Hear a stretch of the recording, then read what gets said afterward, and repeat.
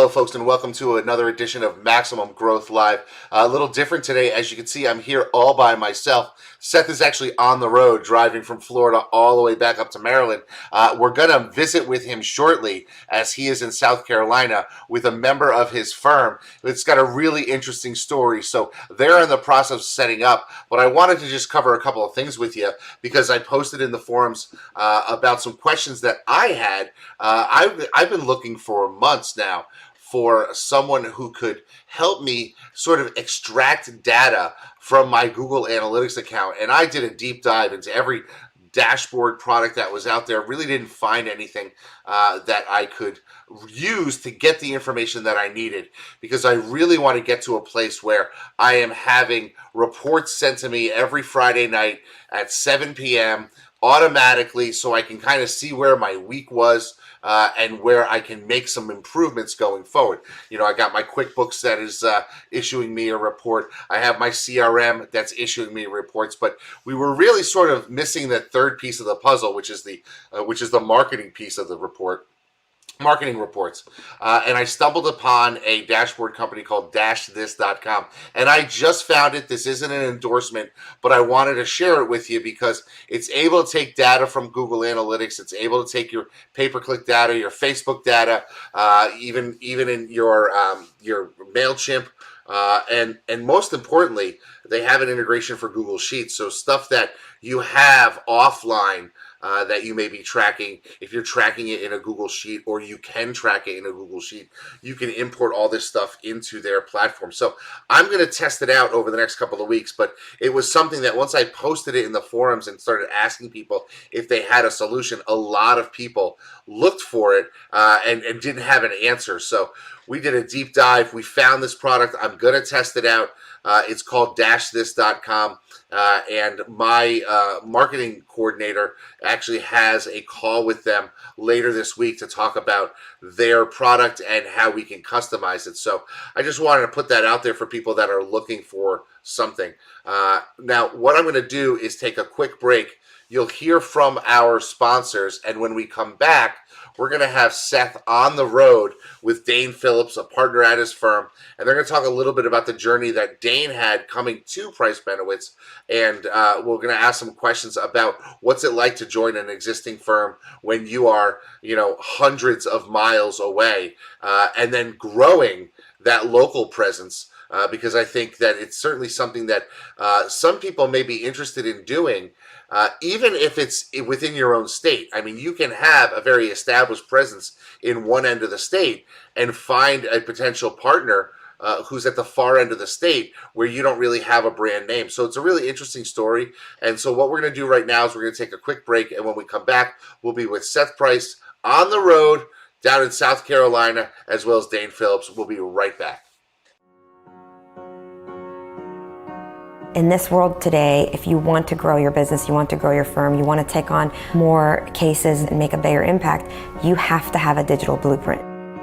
Statistically, throughout the time that we've been working with Blue Shark Digital, our law firm, the Atlanta Divorce Law Group, grew over 1,400%. They truly understand where we're headed and how we want to get there. I have a team in Blue Shark Digital that I feel like has my back.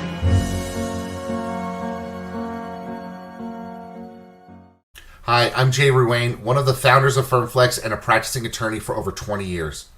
Anyone who knows me knows how my firm runs on the systems we create, and it has allowed us to flourish, even in tough times. I spent years and hundreds of thousands of dollars until I finally figured out a way to engage my audience and drive top-of-mind awareness with social media. And what did I do once I figured it all out? I built a system for it, and now you can put that system to work for you. You see, we took the hard part, creating the content and finding the images, and made it foolproof. Every day you will have curated social media topics to post designed to make your firm constantly remind your audience about your firm, what you do, and how you can help. And the best part? You don't even need to hire a dedicated social media person to do this for you. In fact, you don't even need to hire anyone new.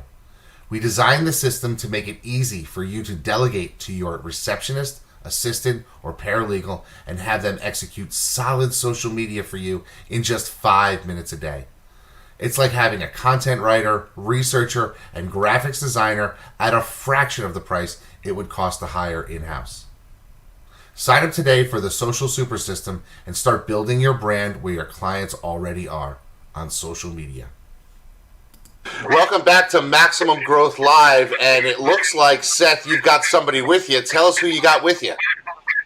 We got Dayne Phillips. We are here today in South Carolina, Greenville. We are making our way back from the winter in Florida, and Dayne is a partner at Price Benowitz, and wouldn't be here but for Max Law. Yeah, it's such a kind of strange, as Seth would always like to say, it's the serendipity of it. Several years ago, I guess now probably 4 years ago, I started listening to Maximum Lawyer. It was a baby podcast. Not very many people knew about it. Facebook group had virtually nobody in it, or might not have even been created yet. But I was listening to the podcast. I heard the episode with Seth, the episode with John Fisher, and it just really spoke to me that where I currently was in my role as an associate, that I just wasn't quite satisfied with that, and I wanted to kind of take that next level. Cold email Seth late afternoon saying, "Look, hey, I got this baby on the way, or she was just born. I'm looking to take that next step in my career. I'd love to pick your brain." The fact that he scaled a criminal defense firm, from just the two lawyers to essentially about at that time 30 or 35, it's just unheard of. As you know, Jay, there's no criminal defense law firms that's really scaled like that on that level. And so I had to pick his brain, asked him for his advice, and he quickly replied and said, "Call me in the morning." We went back and forth. It kind of just started out as me wanting to hang my own shingle and me seeking the advice of Seth and wanting to use Blue Shark. And then from there, the relationship grew, and I eventually was offered to join Price Benowitz, and the rest is history. So I really owe it all to Maximum Lawyer. So it's just an amazing experience. That's a really cool thing, and it leads me to a whole bunch of questions. And the first question is, how do you wrap your mind around going from I'm an associate, I want to leave and hang a shingle, to now I think I can join an established firm? Mentally, talk a little bit about that journey. The only reason it all worked out was because in going to Price Benowitz, seeing their inner workings, seeing how he runs the client management team, having the full accounting department, having that small firm feel with the resources of a larger firm, I knew it would put me in the best position possible to be successful. And so, Seth's, the genius of it is that he really pushes the individual lawyer. And so, my marketing in South Carolina is not flashing Price Benowitz everywhere. It's Dayne Phillips. And so because of that personal, I hate to use that kind of personal brand word, but that, really pushing me and my accolades in South Carolina, I felt like was just a unique perspective. A lot of firms they're not humble about that, and they want to take all the credit. But through our discussions, I felt like for me to be as successful as possible, I needed to join the firm. And again, it definitely haven't looked back, and it was absolutely the right decision. So the next question I have for you is, let's talk a little bit about firm culture, because coming into a firm, it's a little different than starting your own. What was that? What were those first couple of months like? Well, one, you got the transition from former firm to kind of opening up my own, to then become, going up counsel into just becoming a full employee of Price Benowitz. And so that transition, the cases, it was certainly interesting in the sense that, you hear all the stories from other lawyers, but at the end of the day, going through it, I think makes you a better lawyer. It makes you a better business person. And, as far as the firm culture, the big thing is that you have a team that fully supports you, and having that support staff that's put in place made the transition possible. I think it would have been a much harder road had I not had that support system put in place. And so as far as the firm culture, it's all about trying to provide, the best possible representation, as Seth would say, at an affordable price, because it's not a small boutique firm where it's one lawyer. We have the ability to do those things because of the resources. And so the firm culture certainly plays a big part of it. And so, look, what I've loved is as we built out our models, we get to double dip. They mentioned that, I look at him as a partner who runs this now 3-lawyer South Carolina operation.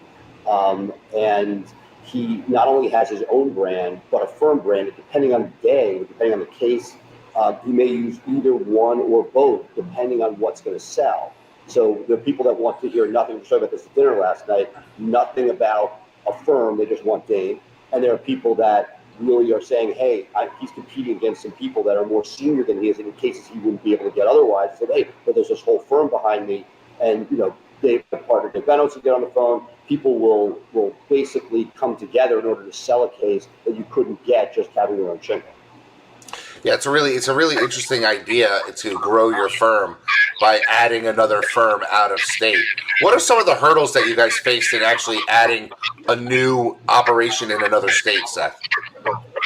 Well, you got to remember to pay your unemployment taxes. This didn't happen here, but in another, we had an offsite employee who wanted to leave an admin, and I said, you can't leave, you got to stay, and she's in New York. And so the first is just making sure that payroll company treats this as a place of operation. I would say that the good news is we were sort of ahead of our time pre-COVID of doing things virtually. Our intake team was able to do things back and forth. And to Dayne's credit, he's gotten on the plane and comes up for all of our firm-wide celebrations and has been part of sort of the firm culture. But you don't have the serendipity. It takes extra effort to talk. And so last night catching up, this was sort of a planned trip on the way north.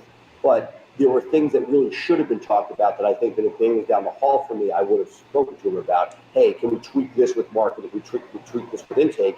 And you have to work more purposefully. I think the rest of the world now has experienced many of those issues during COVID, that we've lost the serendipity of random encounters in the hallway. That said, I think that we've got a special guy here who has done everything we could possibly do to ameliorate that distance and make it as if he's down the hallway.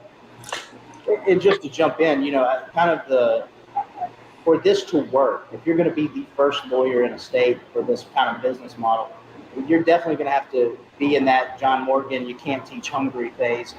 You need a self-starter. You need somebody who's going to treat this as if they're opening their own law firm. If they have to treat it as if they're on their own island, because although you have those resources, if you don't treat it that way, if you're not out there putting in the time and the work and the effort, it's just you're not going to be successful. So the follow-up to that is, Dayne, how do you deal with if your intake people are in a call center in Washington, D.C., and somebody calls into the office and says, hey, I'm right around the corner. Which building is yours? But they've never been there. How do you deal with that problem? Because that's a problem that we've had in my own office with outsourced help. So CMT will either directly route the call to me or my paralegal, and we'll handle that issue. Worst case scenario, CMT will send me the text, and I'll have to jump on it right away. But it's been really less of an issue than you can imagine. It's the only times it really becomes an issue is when somebody shows up when they don't have an appointment, and they're basically saying they're outside. If we have an appointment, we're going to already be ready for them. So. And I think that's true with our office as well. That's the unexpected that's harder to deal with. But that to Dayne's pleasure, as we've been able to hire nationally, our most recent intake hire for our client management team was from South Carolina, and the clients are going goo-goo for it. So I think that one of the things we're debating internally for intake is, do we have people dedicated to different areas? And I think that because I know the skill set for PI is different from criminal or family, and that I feel like we may actually start to look to see, hey, these particular intake people resonate better with people in this part of the country, and that there may be some distinctions made by geography now. Yeah, I was going to suggest that, a person with a Brooklyn accent wouldn't necessarily sell on the phone in South Carolina. So that's something that you have to pay attention to, right? Well, so, with the South Carolina specific intake person, I've never had anybody complain about our intake, ever. I've never had any complaints. But I've had positive reinforcement. People tell me how much they enjoyed speaking with the South Carolina specific intake person. So I think it gave credence to having someone that's local, that kind of speaks the language, so to speak, as terminology and the way things are probably handled, passive aggressiveness, of whatever you want to call the Southern talk, but is different than say DC or Connecticut. And so clearly it's been positive. People have made specific time during the consult to tell me that they were happy to speak with us.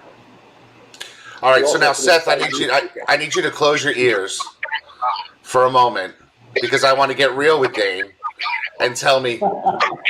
I mean, it sounds like everything was great, but I'm sure week 2, week 4, there were some "did I make the right decision" moments. What were the challenges? So challenges was one, really the transition from former firm to getting off the ground, had these contract appointed cases. But really that transition was just getting, and of course, as you know, Jay, with the digital marketing part of it takes a while for that to pop, right? So, and Seth was very candid with me from the get-go once we really started that, this is a long-term play. And I think that's what a lot of people think. You throw a little bit of money at something and automatically the cases come rolling in. It takes a while for the digital marketing to really hit. And so it's a long-term play. You need both. At the beginning, you need to have the direct referrals and the digital marketing working, or you're going to have a very rough beginning. I was very fortunate to have a lot of lawyers send me direct referrals, and that weathered the storm. And now the digital marketing has popped, and so it's the best of both worlds. They've married well. But if you don't have the direct referrals at the very beginning, those first 6 months to a year will be lean and will be rough because you got to have both. You don't automatically become in the 3-pack. You don't automatically start ranking for every key term in that local position, and so you got to work both referral as well as digital. Gotcha. Seth, you got any follow-up questions to that? I'm curious where your issues were at the home office, and what issues that you guys had to address. I guess with every new lawyer, there are certain issues. Dayne's a special guy, and that I Dayne Phillips keeps saying, "Why don't we just get more Phillips?" And I'm like, they don't exist. There's a special person few and far between. You need a self-starter who both sees the value and is willing to work within a system, and realizes that he can do better within the machine that's not their own. Because there are a lot of people, I want my shingle, I want my name on the door. And so this was, again, the issues I think that we have with people are, when do you bring additional help on? And you can tell based on the person, if anything, you want somebody, just like we've talked about on the show many, many times, we want somebody who's going to hire, you want to bring on help when you really need it, not before you need it, so that you're, and I feel like when you have the right partner with you, that was here. So this was as smooth a situation as we could have. It felt very natural, and it was not there. But we have a piece of exciting, piece of news/proposition for Jay Ruane. And that is that over dinner last night, we realized that we needed a pardons division in South Carolina. And that just like we did years ago, if you remember, where we added Connecticut to the reckless driving website, we are excited with the possibility of adding South Carolina and Mr. Pardons, because Dayne's already one of the larger players in the space doing that here. We have it organically on our sites, but it seemed like, hey, there's already a pardon site out there. We could build a folder for South Carolina. We got a shot. I think we do have to take a shot. It's always fun to try to do new things, and I love the pardon stuff just because I love seeing the smiles on the clients' faces as opposed to the frowns. So it's just something that warms my heart. Well, I had a pardon that was granted this past week, and you're right. The client literally was crying on the phone, and I was like, man, get off the phone and call your wife. I mean, you could tell this was a pivotal moment for him. He had a really rough past, and the pardon board saw past that. And for him to be granted the pardon was basically validated the fact that he went 30 years straight and had a great job. And the level of emotion that was outpouring, you're right, is second to none. I do want to digress just a little bit to what you were saying about that transition part, as far as you being, obviously an operator of your firm. And Seth, there are times where Seth's 100% candid with me. I think that's sometimes, quite frankly, we need the kick in the ass, and you need somebody to shoot it to you straight. And I think that is a key role for an operator, because there's definitely times where he would say, all right, you need to he'd be very specific with me. and not beat around the bush, and that's what's needed. And so for those out there who are in that position, they need to recognize that that's certainly coming from a place of support. Absolutely, absolutely. So, what's the vision for Dayne Phillips, South Carolina, Price Benowitz? I mean, you started essentially as a solo in the state. Now you're up to 3 lawyers. Where do you see this growing? South Carolina is a pretty big area, and then so what's your vision for the future? Well, before we get to world domination, I think we're going to conquer South Carolina, ultimately from starting with taking over the criminal defense space, being virtually the only firm that has a true statewide practice, not lawyers who will travel, but lawyers at each specific island location of where actual cases are. And so I think starting there and taking over the criminal defense space, obviously I do post-conviction and appeals as well, and even as you're going into now, some professional license defense cases. And so all those avenues or verticals are there, and then eventually, as the cases progress, we'll take it one step at a time. But I think that's the next step, is having a true stranglehold on a statewide criminal defense and post-conviction practice. Sounds like a South Carolina J. Roy. It does. So maybe we need to change this, and Ruane attorney should open up in South Carolina, or maybe I'll open up and compete with you. I could reach out to my friend Drew Carroll and see if I can get him involved. He's down in Charleston. Drew and I are great friends. He's a great guy. Atlanta coming up, and whether it was Ben or Sarah Kaki, a bunch of had coffee with a whole bunch of people. Steve with the Small Claims Academy, they're like, we love your show, and we love it when you guys fight. So we had to put them across the street, and we could like basically vie for clients, make our own reality show. Well, if you have an office on the Isle of Palms, I could be very tempted to do that, because I'll be spending a month there this summer, and I'm really looking forward to it, because I love that part of the country, and so it may be time for me to leave Connecticut.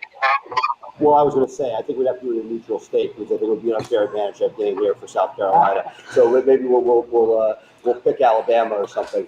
Oh no! I'm hungry. I'm coming right for him.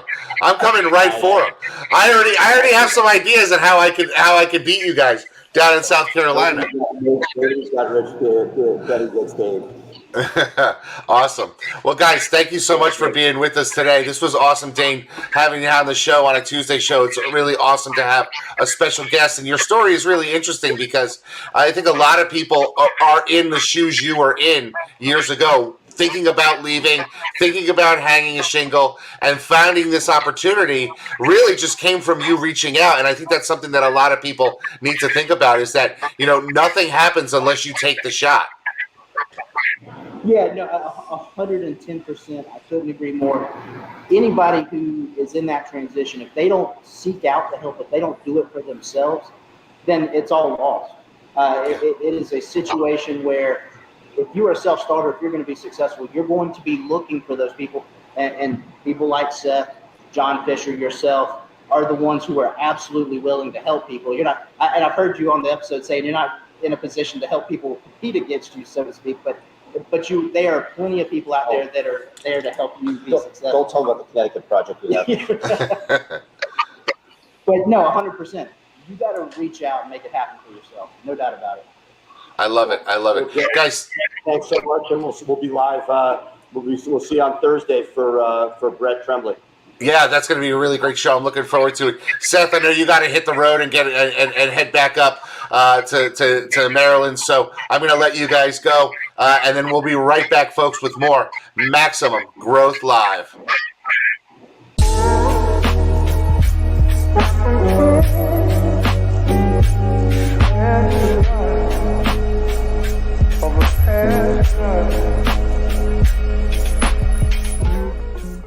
And we're back, folks. Thank you so much for being with us. The story of how Dayne wound up at Price Benowitz is something that I've known for a couple of years, having known Seth. And it's really sort of an interesting way to approach growing your firm, is aligning with somebody that shares the same values, aligning with somebody that shares the same passion for building your business, and bringing them into your existing culture and giving them the foundation they need to grow so much faster, so much farther than they could, reinventing the wheel. And it's a really interesting way to establish yourself on a path of law firm growth without having to sort of start from scratch in a brand new area, because you have somebody who's there focused on that area and wants to build. They have the community connections, but there are some pitfalls to it, and it's certainly something that Dayne talked about, is getting the local digital marketing piece. It does take a little while to get that established. So if you are an associate and you're listening to the show, maybe you start aligning yourself now. Put up a blog. Make sure that your Google My Business for your own personal brand is out there. Things that you can do if you're ever thinking about taking that leap. And if you're not, well, guess what? It's going to build you another inbound referral source, and hopefully, at your current employer, allows you to generate some funds from that work. So it's really a no-lose situation. But what we've got coming up this week is a great show. This Thursday, we're going to be going back into the VA world. We're going to talk to Brent Tremblay of Get Staffed Up. Get Staffed Up is one of the powerhouses among law firms' outsourced help. They recruit people from all over Central and South America, also from South Africa. We got some questions for Brent. I actually am using his service right now to place VAs in my office, and I'm going to be frank with you. We've got 2 rock stars, but we've been through like 7 duds, people who just weren't picking up on it. And that's a conversation I want to have with him about how do you recruit somebody? How do you find somebody? And Seth has a really interesting idea about looking for expat Americans looking for work in other countries that want to work in the United States or for a United States company. So there's a lot of cool stuff that we have going on here at Maximum Growth Live. So be sure to tune in next week, or I'm sorry, next week, not next week. Be sure to tune in 2 days for our Thursday show, Thursday, 3 p.m. Eastern, here on Maximum Growth Live. Of course, you can always find us syndicated on the Maximum Lawyer podcast, as well as our live shows every Tuesday and Thursday, live on our Facebook page, as well as on our own standalone podcast. So plenty of opportunities for you to get us wherever podcasts are purchased, because ours is free. But there are paid podcasts. We did determine that in a prior episode. And so please be with us on Thursday. Have a great day. Seth's on the road. Hopefully he gets back safe and sound, and he'll be at his desk back at home for our Thursday show. Have a great time, folks. Bye for now.